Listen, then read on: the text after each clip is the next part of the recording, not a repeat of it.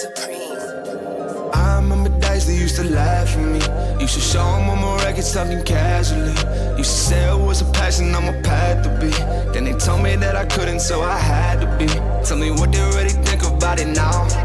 Used to hate it, but I guarantee they're proud. Had to do it just to show them that I could, yeah. Now I finally think I took it where I should, yeah.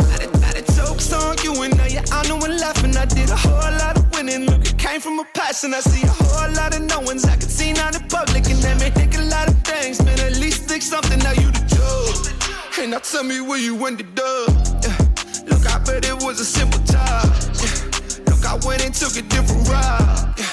Look, that's why my life is different now. Back in my feelings, look, when I wasn't so gifted and I was learning to do this, and all I heard were the critics, and I don't blame you for that shit. Look, I was way out the basis, but I just needed some talent so I could wait this to greatness. Oh yeah, you ain't ever think this, no, no, no. Stop me while I started, homie, whoa, whoa, whoa. Now this shit settled, it's go better and better, but I'll always remember, yeah, yeah. Yo, we're back with That One Podcast here. I'm in the home studio at That One Studio. And I have my friend Athena Brownson with us today. She's going to tell us why she's that one. I'm going to dig it out of her if she doesn't share, on her own. But Athena, welcome to the show. Do all the digging you can, and thank you for having me. I couldn't be more excited to be here, honestly. Yeah, well, let's go. You got quite a story, and I want to dive into it. And, let's just dive in from the beginning. First of all, where did you grow up, and how did you get into skiing? Yeah, that's a great question. Well, I grew up in a little town called Breckenridge, Colorado, where you pretty much, my backyard was the mountain, and my dad was a professional skier. So you put those things together, and I was skiing by the age of 2. So like right when I learned how to walk, I learned how to ski. And being that I grew up under a father that was a professional athlete, also battled some addiction problems, I learned from a very young age to put everything that I had into whatever I was doing, and to become, almost addictively. And luckily I, knock on wood, didn't get the addiction gene, but I did get the drive and the competitive nature of wanting to be the best at whatever I was passionate about. And up until I was about, mid-20s, I was a skier. Skiing was my life. Like I skied from the age of 15 is when I went pro, and that pretty much means I was getting paid to ski around the world. I was doing about 300 days a year. And when I wasn't skiing, it was mostly because I was rehabbing a body part after breaking everything. I think I had 9 ACL surgeries, Jeez. a couple neck surgeries, a couple ankles, like pretty much everything you could break. But, with injuries in that world, it was a very easy fix. It was, if you do A, B, C, and D, you'll recover. I had some of the most, world-renowned coaches that were my mentors, my coaches. They were the ones that taught me everything that I know about really being an adult and how to do business and how to really work for what you want, because they taught me the principles of resilience and dedication and accountability and discipline. And what I didn't realize at the time, and I was reflecting quite a bit before this podcast, was how much as humans we seek to have an identity, and that identity is generally tied to what we're doing. And for me, I had my identity completely tied to being a professional athlete, being a skier. That was who I was. I wasn't thinking after that, even though it's a very short-lived sport because you get hurt a lot. So when it was time to retire, my doctor looked at me and was like, Athena, you're going to need a knee replacement before you're 25. Like, you got to chill out. So I was like, okay, I guess I'll go to college and, hang up the skis, so to speak. But I realized that that was my first kind of identity crisis because I put everything that I was into being a skier, and I didn't really know who I was outside of skiing. And reflecting upon, like, I think that's my first life, I would say. I definitely think I've had multiple lives, and we'll talk about them. But it's really interesting how, as humans, we're just always seeking an identity, and with it kind of a life plan that we think is going to be this, you know perfect ideal version of what we want. But the reality is that, like, life does not go to plan. We're not in charge. And whenever we think we know what the plan is, God, universe, whatever you believe in, is going to steer you. And you're probably going to fall on your face a few times. And when I retired from skiing, that was my first big face plant. Yeah. I talk about this a lot. 1,000+ episodes on these shows. Yeah. The darkest times I've seen from people is when they've lost their identity. The business got, they exited, it crashed. Yeah. The athletes, same thing. Veterans, when it's all done, they're like, "Who am I?" And Who it's am a I? dark time, man. And so It is. I talk about a lot of this, Athena, with being proactive with this. Yeah, me Right? too. Like, find out who you are, non-negotiables, what your standards are, what your values are, and lean Outside into of it. what you're doing. Yeah, lean into it unapologetically. And then the thing you're doing is your vehicle. Yes. And a vehicle you can get in and out of. And Yes. so, but you identify this mission and then you use vehicles to get there. So, but I don't know. I really don't know if you can do that proactively and be great at something. I don't know. I really don't know if that's a possibility or not. I think success comes in habits that we create in our lives.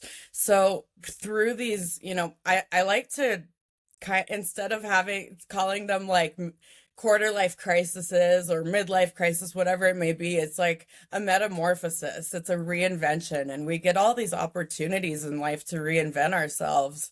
And you're totally right. If we find out who we are through, like, what are my guiding principles? What are the limiting beliefs that are holding me back?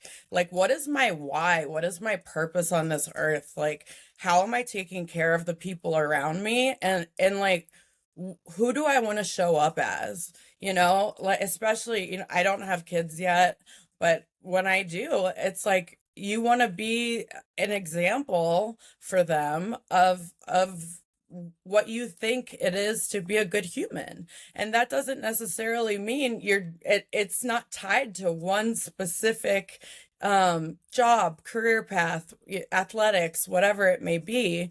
But if you have those core values, then when you do fall on your face, you can realize that, okay, if I continue to create and do these habits that really allow me to thrive even through the darkest times, like if I continue to lean in, work through, whatever adversity we're going through, because that is the time in our lives where we're learning the most. That is when, you don't look back in life and be like, oh, I learned so much when everything was perfect. It's like, no, I learned so much when I was getting my butt kicked and fell on my face. You're depressed. The last thing you want to do is look for whatever great thing you're learning during that time, but that is the time that you're learning. Yeah. So to be able to have that awareness is beautiful, Yeah, but it's it's huge. difficult. Yeah. Well, and nothing comes easy, that's worth No. something, what did you ever have a chance to qualify for the Olympics? So funny enough, the year I retired was the year that our sport was announced to become an Olympic sport. And what So, skiing, what part of skiing did you specialize in? What type of I ski? was a freestyle skier, so half pipe and slope style. Oh, okay. So I did like X Games and do tours, and Yeah. I literally followed snow down to the southern hemisphere when it was summer here, and I'd go ski in Chile and Argentina and New Zealand, and then I'd come back up and it would be winter here and we'd start over. And it was it was a beautiful way to experience life. And again, like my coaches, if I didn't show up, you know, 5 minutes early, I was late, and I was going to be doing burpees in my ski boots Yeah. in the freezing cold. So they taught me like the importance of discipline, of showing up, of accountability. And I think these are the life lessons that that have let me like really be able to get through some of the most difficult experiences in my life. Yeah. Because you go through difficulties and adversity as an athlete, but it's you always have a why in mind. You always have, what you're looking towards to get through it. And I think a lot of times when we don't have that is when we forget who we are and what our potential is, and our eyes kind of, well, it honestly, it allows us to just like sink into the mud. And that's probably the worst thing that can, place we can get stuck. Yeah, 100%. By the way, how tall are you? On a good day, 5 feet tall. So I don't know if you know this, but I'm only 5'7", so Really? yeah. A lot of people when they meet me, they're like, "Oh, I thought you were taller," and I'm like, I get that a lot "Yeah, too, but it's because our beingness personality. our beingness is so big, man. Like I feel like I could fill up a city, maybe even further. No. Yeah, you're the same way. I've got a lot of personality in this small little body, and I wouldn't trade it for anything. That's right. Me neither. Except that I wanted to play pro football, but I just wasn't big enough. That's the only thing. But other than that, you're pretty buff. I think you're doing something right. Yeah, I got to college and played, but then I didn't go beyond that. But nonetheless, your purpose is elsewhere. That's right. Mm-hmm. But I asked you that because I could tell like your beingness is like just massive, No, and thank you. Yeah, no, my pleasure. And I it really is. I think I'm finding again my stride in terms of I've been battling Lyme disease for the last 9 years, and it's something that I wouldn't wish on my worst enemy. I'll write a book and it's literally going to be it will feel like a science fiction novel because of all the crap that I've been through fighting Lyme disease. But within that, once again, like it's allowed me multiple times to reinvent who I want to be in the face of adversity, because like you're not going to go through life and everything's going to be perfect. So if we have our toolkit, so to speak, of our guiding principles and how we're going to get through hard times, then we're actually going to be able to look back and be like, oh yeah, I learned so much from that experience, or I am the woman I am today because of that experience. Yeah. And I believe that 100%. wholeheartedly. Yeah, no, I agree, man. Now, do you think, you said fighting Lyme disease, do you think there's a possibility, especially after talking to Mary Lynn, do you think there's a possibility where fighting it is the wrong thing and possibly it makes it worse, and there's a way to work with it to overcome it? That's a beautiful question. And I think, Mary Lynn has definitely, it's very difficult because, okay, coming from being someone who I was so in my body as a professional athlete and, had my little quarter life crisis after athletics, got into real estate, started killing it, finally got my stride after years of mentorship and coaching. And, I felt like I was at the top of my game. I was like dating rock stars, just living the life. And real then rock stars, out of real ones. Really? Oh, okay. Like real badass rock stars. And I thought I was, unstoppable again. And I had my identity tied into like all of these things that I was doing, being a realtor, being a rock star's girlfriend, like all of these things, but that wasn't who I was. Yeah. So when I got Lyme disease, I went in for my last neck surgery. And what Lyme does is basically chronic Lyme, at least. If you don't know that you got bit by a tick, which is how you get Lyme disease, I have no idea when I got bit. I probably got it in Uganda. I did a mission trip down there. I was there teaching sustainability for 6 months. and I came back with a lot of health issues, but nothing that, I have no memory of being bit by anything. Right. So I had neck surgery, my immune system was weakened, and Lyme then had the opportunity to take over. And it evolved so quickly that to be someone who was so in touch and so in control of my body and how I felt, and I was a fine-tuned machine athlete. Like I knew that if I took care of myself in a certain way that I would feel good and I would perform well. Mm-hmm. And all of a sudden I had this kind of disconnection from my body because it became a place where I was almost trapped within it. It's like my body became just, it was pain and it was suffering. And so when you're living that and when you're kind of trapped in that, at least for a while, it's very difficult to not feel like you're fighting.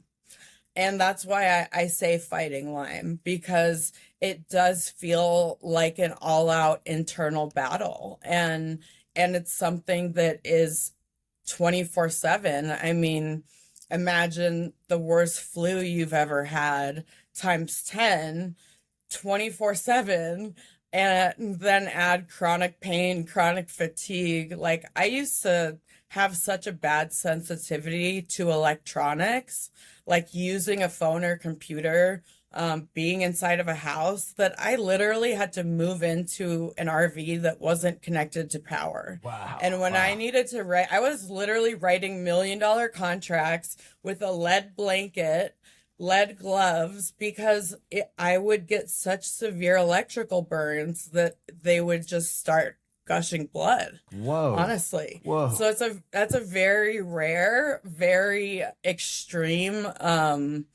reaction, basically. And it's Lyme unfortunately attacks whatever you're genetically predisposed to. So for me, it was a lot of autoimmune diseases. It started with Hashimoto's, and then it moved on to like an elevated GAD95, and then it came into the worst one, which is basically my own body attacks the sheathing around my nerves. So I have all these exposed nerves throughout my body. And when an electrical radiation comes at me, it would hit me straight in the nerve and electrocute me. Was basically what was happening. Jeez. So it's hard to not, I like the I would like to use different terminology than fighting, but honestly, I think it is a fight, and it's a fight to get up every day. It's a fight to show up. It's a fight, I think a lot of people, as I'm sure Mary Lynn may have talked about, go on disability from Lyme, and it's the fastest growing epidemic in the country, and it's scary because it's really not talked about a lot. There's a lot of reasons why, theories why, but it affects everyone so differently that there's no one size fits all. If you do this, you're going to get better. Well, she did talk about how others would say, hey, you look fine on the outside. Maybe it's just in your head, kind of thing. Did you deal with that? Oh, yeah. I went to the Mayo Clinic once, and I was telling her this down in Arizona near where I was visiting her last. And they told me to see a psychiatrist. Oh my gosh. And I was like, I see a psychiatrist actually already, Yeah. but this is in my head. Like, there's a million things I would rather be dealing with than chronic pain and chronic fatigue and constant illness. Like, this isn't in my head, but honestly, that is, a big issue for people being gaslit by the medical system, which is heartbreaking. Yeah. And not to mention that this is caused on purpose. Yeah. And we know what there we go. That's it. Yeah. And like insurance doesn't cover a lot of treatment because of it. I mean, I can say maybe 4 years ago. So because of my nerve disease, I need 4 plasma transfusions a month. Oh my gosh. And this is donated plasma. I paid $300,000 in 1 year for donated plasma Oh my because my God. insurance wouldn't cover it. Oh my gosh. And if it's donated, why does Crazy. it cost so much? The healthcare system's broken. Oh my. Now, have you seen Yeah. anything that's going on with the Maha movement if they're paying attention to this? No. Talk to me. I don't know. I was asking you if you knew anything. Oh, Yeah, no. I don't know anything. Yeah, I should bring this up in the group because there's a lot of people in the group that we have that are tied into the Maha movement, and I should bring Yeah. well, if you want to, you should bring up the Yeah. topic of conversation in the group and just say, hey, I know we have a lot of biohacking, longevity, wellness experts in here. Yes. Can we kind of talk about Lyme and if there's anything going on with the Maha movement with that and see if anybody chimes in? Because here's the thing. Deal. Everybody that's involved with that loves to say that they're tied into the Maha movement. Yeah. And then everybody that's been studying this stuff likes to be looked at as the expert. So it's good to Mm-hmm. get, and we see this, so yeah, you know what? Hit that up in there and just kind of see. The more people that you can connect with to learn from and get, for example, Mary Lynn, like the fact that I was connected through that one agency to Mary Lynn, she already has, me feeling a lot better than I have in years. I was laughing today because I've obviously been extremely excited to chat with you for so long.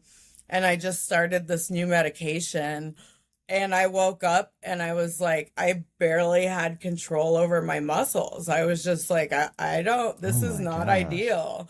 But I was like, you know what? Like, this is my life. This is what it is like day to day. Not anymore though. Like this isn't going to be, this isn't not the forever. permanence. No. I'm so stubborn that I'm like, I will do whatever it takes to get my health back. Yeah. And to help other people get their health back. Yeah. I don't want anyone else to suffer the way that I have and that so many people have. Yeah, It's cruel. No. And I think you're going to start progressively getting better. I do I'm too. postulating that right now. You're going to. Thank you. Let me ask you about dating rock stars. What was that like? For a mid-20 something young adult, it was the life. I mean, I went on tour and we did Europe, North America, obviously, but it was an experience, I'll say that, but it was one that was very not conducive to living like the best lifestyle or to being even having your own identity. Like that's another, you kind of lose your identity being in the background of someone's girlfriend. And that's something that I never wanted for myself. Yeah. Honestly. Did you have to share them with the groupies? I just probably. Well, I didn't know, like at the parties and stuff like that, if they're like, a lot of fans, yes, Yeah. but everyone was always super respectful. Yeah. And he was honestly very, very shy behind the scenes, like very, very, kind of rock and roll, earth shattering on stage, but extremely shy and low key behind the scenes. So there was actually a human behind that persona, but it was, again, it was an external validation that, sure, it was so much fun and it was an experience, but it was, oh yeah, my identity's tied to dating this person and I'm getting external validation from that. Is it somebody you would have heard of? Yeah, but I can't name drop. No. I just want to know if it's somebody we would heard of. We could talk Oh, offline yeah. because I want to know. Yeah, I won't share it, but you could tell me. I'll tell you. So anyway, For sure. yeah. So then you eventually were like, yeah, this isn't for me. Yeah, and it was shortly after that I did end up becoming very sick. Yeah. So I'm glad that I wasn't still on tour and acting like a crazy woman. Oh yeah. Because that sleep schedule, I mean, the sleep schedule's horrible. You're on a bus all the time or flying or whatever it may be. And it's just like unless you're a rock star, like it doesn't make sense for anyone to live Right. that way. Right. Yeah. Yeah. That makes But sense. again, that was an identity. And then it was like, okay, I'm going from that to barely being able to get off the couch. And I think you go through a period of whatever adversity you're going through, like you have to go through a period of mourning, of missing, the life that you had, or mourning the life that you had.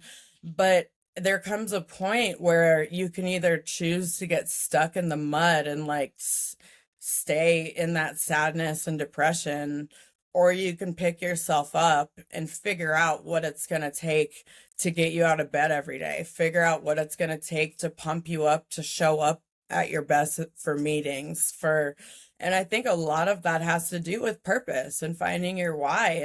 And honestly, I think a lot of people see real estate as something very transactional. And I'm very fortunate. I had the most incredible coaches and mentors that have kept me,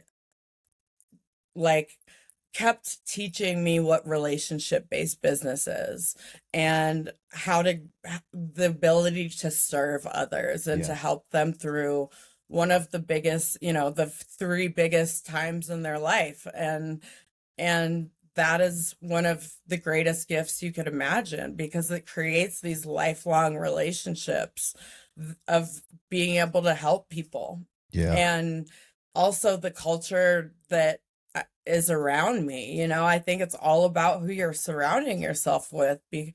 I had this really hard realization when I got sick, that when I realized that a lot of the people I thought were my friends were not. They were acquaintances, and they got concert tickets, or they had ulterior motives. And it really started to show me, in a painful way, but like in the best thing possible, who my people were, who my tribe was. And I know that the people that I'm surrounded by would literally do anything for me, and they want what's best for me. And that, again, I don't know that I would have learned that had I not gotten sick. Yeah, that's a huge realization.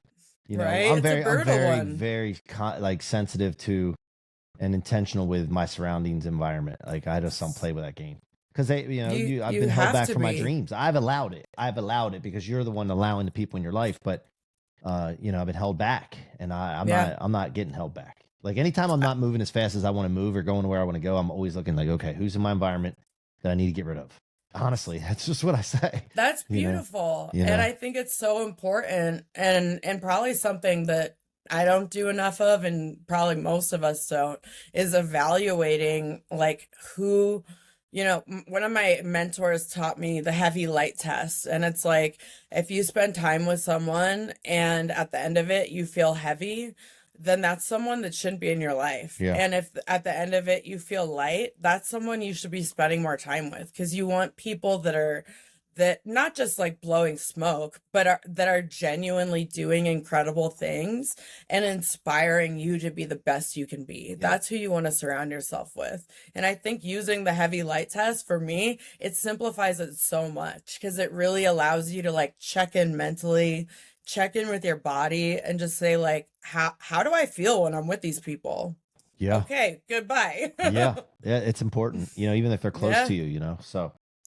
So let's switch to real estate for a second. At the time we have left, I want to know, what was the thing that you found out or realized, whether it's from mentorship, coaching, or what have you, that really moved the needle in real estate for you?